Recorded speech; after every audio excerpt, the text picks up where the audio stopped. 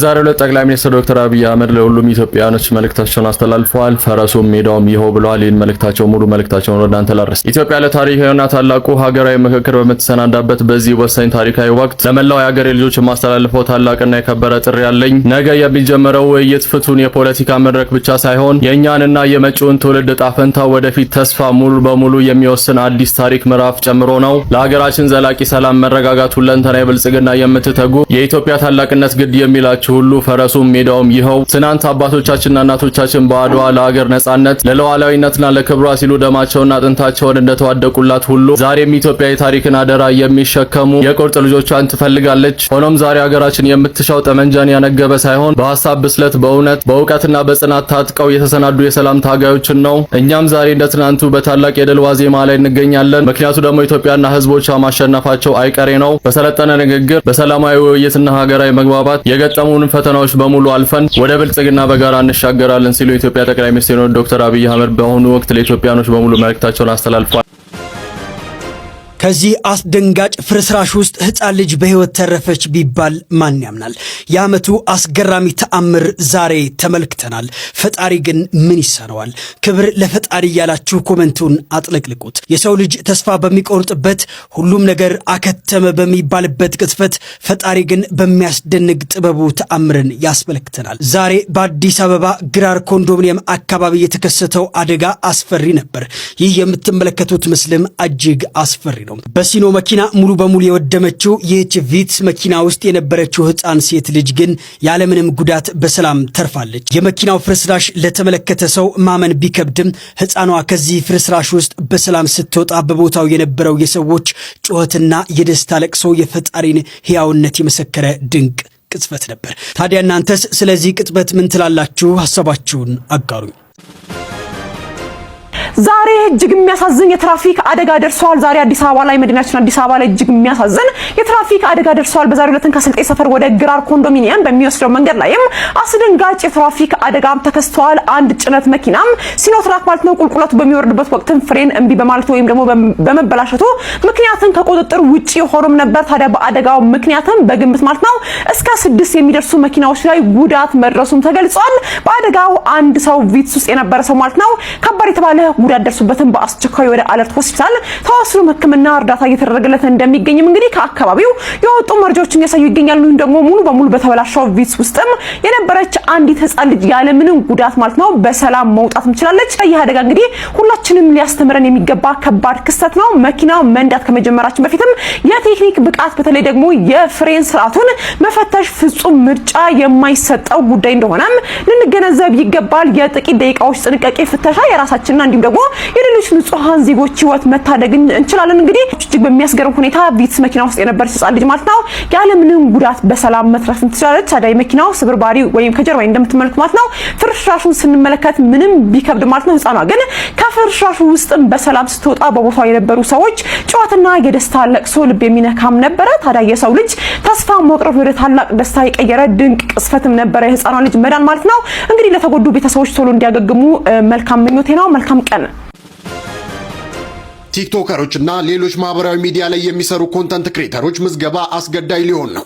የኢፌዴሪ መገናኛ ብዙሃን ባለስልጣን ሁሉም የበይነ መረብ ጣቢያዎች ፌስቡክ፣ ቲክቶክ እና ዩቲዩብን ጨምሮ ተመዝግበው ብቻ እንዲሰሩ ለማስገደድ የአዋጅ ማሻሻያ ቅድመ ዝግጅት እያደረገ መሆኑን አስታውቋል። አብዛኞቹ ማህበራዊ ሚዲያዎች ላይ ይዘት የሚያስተላልፉ ድርጅቶችና ግለሰቦች የምዝገባ ምስክር ወረቀትና ፍቃድ ሳይወስዱ እየሰሩ በመሆናቸው ስርዓት ለማስያዝ መሆኑን ተነግሯል።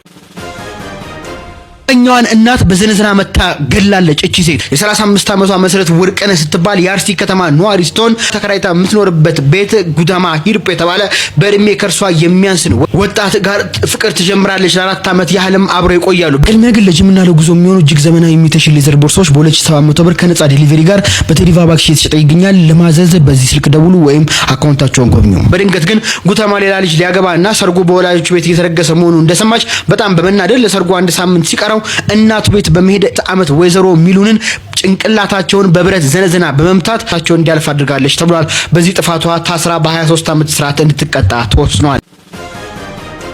በአዲስ አበባ ታክሲዎች ከታሪፍ ውጪ እንዳይጭኑ ለማስቻል ጉዞ ከመጀመራቸው በፊት ክፍያ እንዲሰበስቡ ተወሰነ። በዚህ ሰሞን ቲክታክ ምን እንደሆነ አይታወቅም። ሁላችሁም ኮፒ ሊንክ ሼር እያደረጋችሁ ለብዙሃን እንዲዳረስ አድርጉ። እንግዲህ የአዲስ አበባ ትራንስፖርት ቢሮ የታክሲ አሽከርካሪዎች ከተወሰነው ታሪፍ በላይ እንደሚያስከፍሉ ከማህበረሰቡ የሚነሳውን ቅሬታ ለመፍታት ክፍያው ከመነሻው እንዲሰበሰብ የሚያስገድድ የአሰራር ስርዓት መዘርጋቱ ታውቋል። ይህንንም ተግባራዊ ለማድረግም ተቆጣጣሪዎች በመነሻ መጫኛ ቦታዎች ላይ ተመድበው ስራ መጀመራቸውን የቢሮ ምክትል ኃላፊ የሆኑት አቶ ዳኛቸው ሽፈራው ተናግረዋል። በሌላ በኩል ከዚህ ቀደም ያለ ረዳት በሚጭኑ አሽከርካሪዎች ላይ እርምጃ እንደሚወሰድ ሲገለጽ መቆየቱ የሚታወቅ ሲሆን ቢሮ በአሁኑ ወቅት ላይ ትኩረቱን አዲሱ የአሰራር ስርዓት ላይ ማድረጉም ተመላክቷል። እንግዲህ በሰሞኑ ቲክታክ እይታን እየቀነሰ ይገኛል በሁሉም ላይ ማለት ነው። ስለዚህ ሁላችሁም እየገባችሁ ጠቅላይ ሚኒስትር ዶክተር አብይ አህመድ ቀጠር ሂደው ለቅሶ ደርሰዋል። ኢትዮጵያ ውስጥም ደግሞ ለሙስሊሙ ሀበሻዊ ንጉስ ነጃሽ የተሰገደው ሰላት ለቀጠሩ መሪ ለሞቱት የቀጠሩ መሪ ተሰግዷል።